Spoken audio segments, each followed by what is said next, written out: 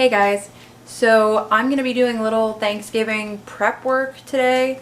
It's a little bit chaotic because someone, not to point any fingers, decided to redo the countertops.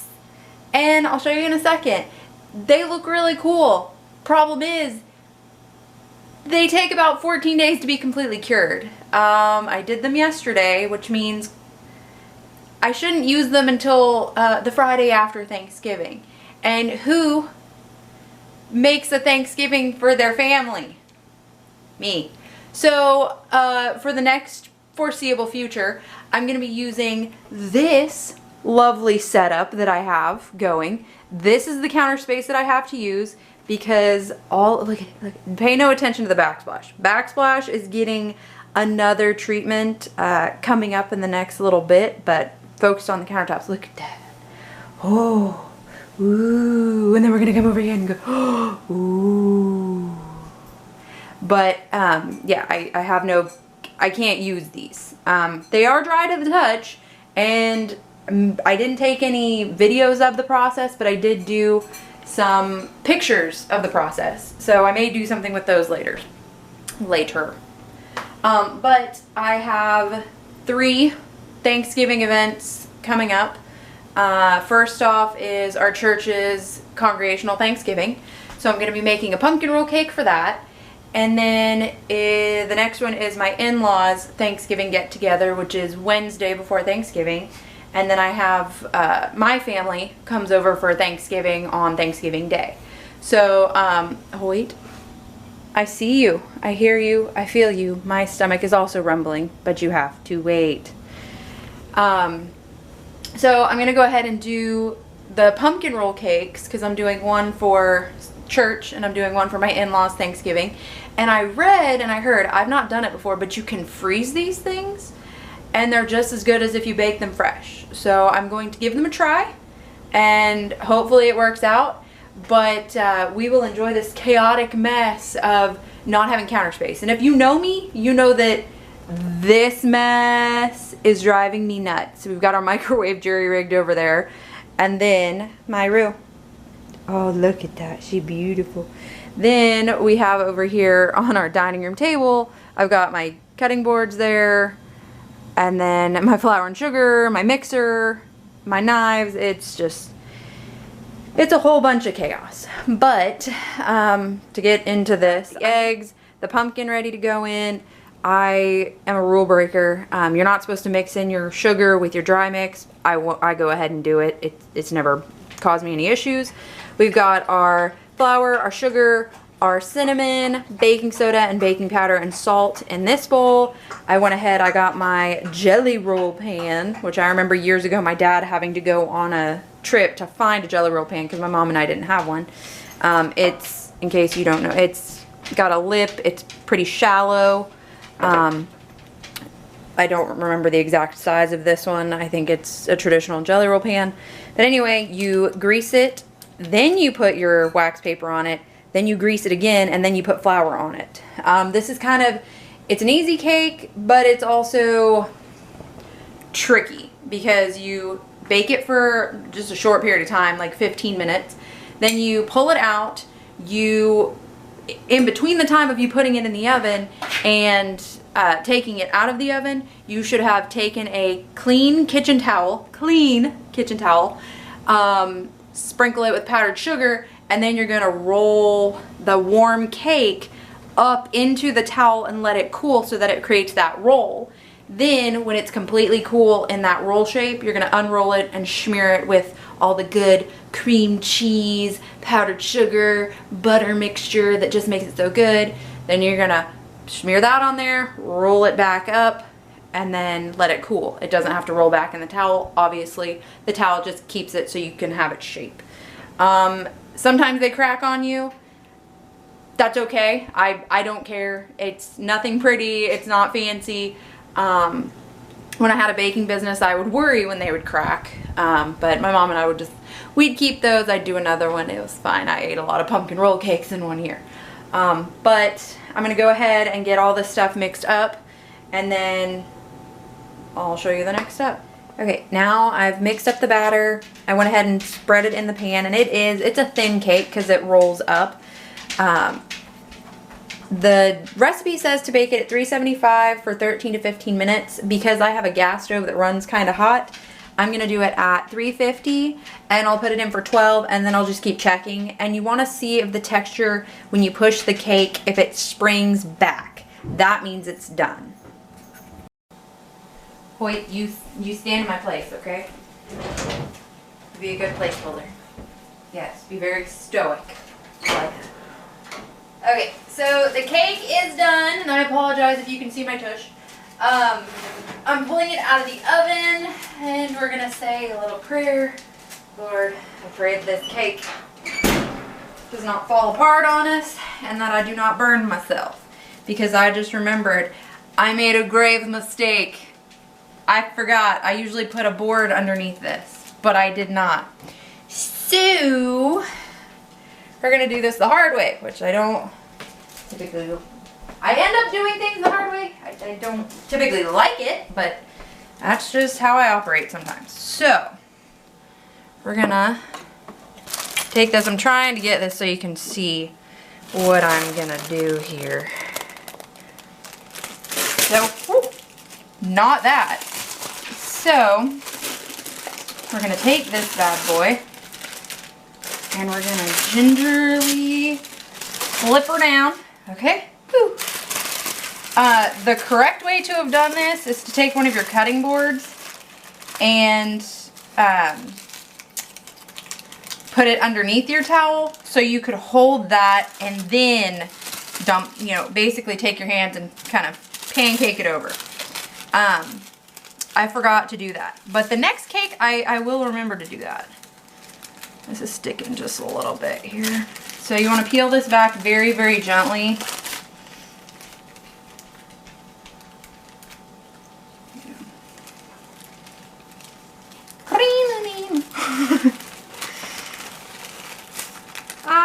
Don't do that. All right, wait, you don't have to be my placeholder anymore, honey. You can give me some, okay. Hi, I know, you're like, it's a cake. I love cake. You can't have any of this cake. This is for peoples. Okay. Whoo, and this bad boy is hot. Okay. Woo! All right, so that was a good sign. It did not break on us. So, I'm actually going to, well, I got some here. I need some more powdered sugar because there's just not enough on that edge to my liking. So, as you can see, I forgot to mention it before I started, but, and you're gonna get powdered sugar everywhere, so it's just how it is.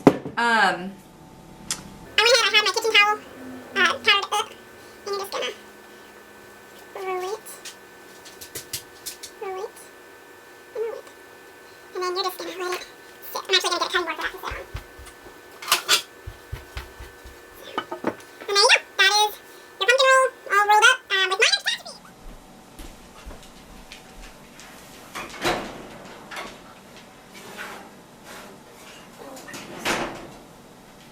Okay, so I have kind of remembered as I've gone on with this how I usually do this process.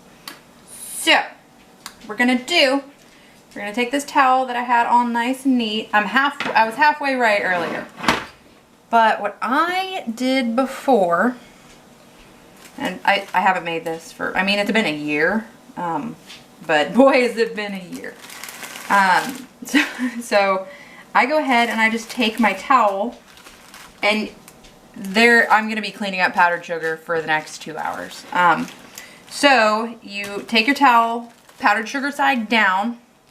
Okay, I'm gonna grab this handy dandy, put this down. I'm gonna grab this handy dandy plate here. Flipper dipper do.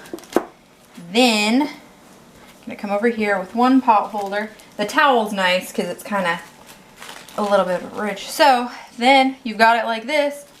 Flip it. Whew, you can see that steam coming out of there. Then you're just gonna carefully pick up your pan. Take this over to my sink that is, you know, a disaster because I can't use my countertop. Ugh. So then we're gonna do what we did with the last one and gently peel this back. And I went ahead, the first cake is still cooling, but I went ahead and mixed up the cream cheese filling for both of these. So they're ready to go. That other cake should be almost cool, but it's still a little bit warmer than I'd like because you really don't want that filling to melt in there. And we're just gonna peel her back. Woo-wee. Oh, nope, nope, nope. You're not supposed to do that. There we go. The world will never know. Okay.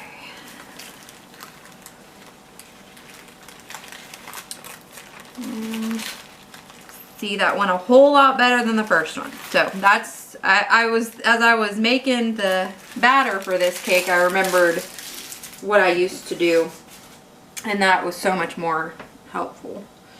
So again, you take your towel and you just roll it up in there, snug the bud in a rug, and then you can see the steam coming off that bad boy. And then you just set it here, and we're gonna let it cool. So, alright. Okay, it is now time to unroll the first cake and spread the good cream cheesy goodness. Now this is the this is the part where you really don't want there to be a break or a crack. It's really a crack. The cake will crack. So you just unroll it very slowly, very gently, till it's all unfolded. Look at that. No cracks, no breaks.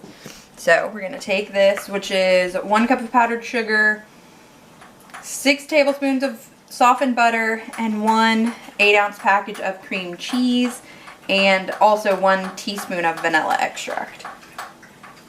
And you just mix that all together. In case I forgot to mention, the cream cheese is also, it needs to be softened as well. And you can, this recipe does allow, you could put walnuts or pecans in the, like on top of the batter when you bake it, or if you wanted to mix it in here with your filling, you could do that too. I do not, I've not ever had it with nuts. You can do it. I'm not saying it would be bad. It would be pretty good. It's just this is how I always do it. And I realized I just, oh, that wasn't too bad. I was like, I just stuck my hand in straight up powdered sugar, but so far we're okay. So I'm gonna get this as close to the edge as I can without going crazy, because it is, when you roll it, it could spill out, but you do want it as close as you can get it so that every piece of that delicious cake has the delicious cream cheese goodness in there. And I pulled the other cake out of the oven. I got it rolled up as we saw, and I mixed the frosting up, or the filling, it's not a frosting, the filling up for that too. So when that cools, I'll do the same thing with that cake. I'll do it off camera because you know, you've seen one, you've seen them all. This is a very easy recipe. It's a very good recipe. It's, you know, it seems, you know, troubling. The rolling of the cake and the unrolling can be kind of daunting, but it's really, like, by the time I did the second cake, I was back in the swing of things. But do the hint of taking the towel and laying it over top of the cake. I really think that did help make it a lot easier. And I have cleaned up quite a bit of the powdered sugar mess. So I'm gonna get a spoon. There's a little bit of cream cheese on there. You want to get every little bit that you can. And I will update you guys on how the freezing goes if it turns out okay. I think it should. I think it'll turn out just fine. I've frozen sweet bread like banana bread and cinnamon bread before, so it should turn out just fine. But this saves me doing it tonight. It saves me from being in a pinch to get these done next week. So we're gonna roll from this end because it's tighter. We're gonna roll this, and at least this makes 2 things. Oh, see, we got a crack. Yep, there's a little bit of a crack, but luckily that's gonna be rolled up. So we're just gonna try to peel that off of the towel. There's a string on the towel. And voila. Okay. There. That's done. And that one crack, not a big deal because it rolled back into itself. So, excuse me. The next part is I'm going to wrap this in plastic wrap, and I'm going to go ahead and put it in a Ziploc bag and put it in the freezer. So it's ready to go. And then I will thaw it out the day before I need it. So for Sunday for church, I'll thaw it out Saturday. And then I will slice it before I get to church. So it's ready to go. And I will, after I thaw it out, I'm going to sprinkle it and refresh it with a little powdered sugar. That's how you typically serve them. You sprinkle it with powdered sugar and then you go ahead and slice it. But since I'm going to be freezing it and thawing it, that powdered sugar is just going to kind of melt into the cake. So I will do that after. I will do that after it thaws. So yeah, I hope you guys enjoyed.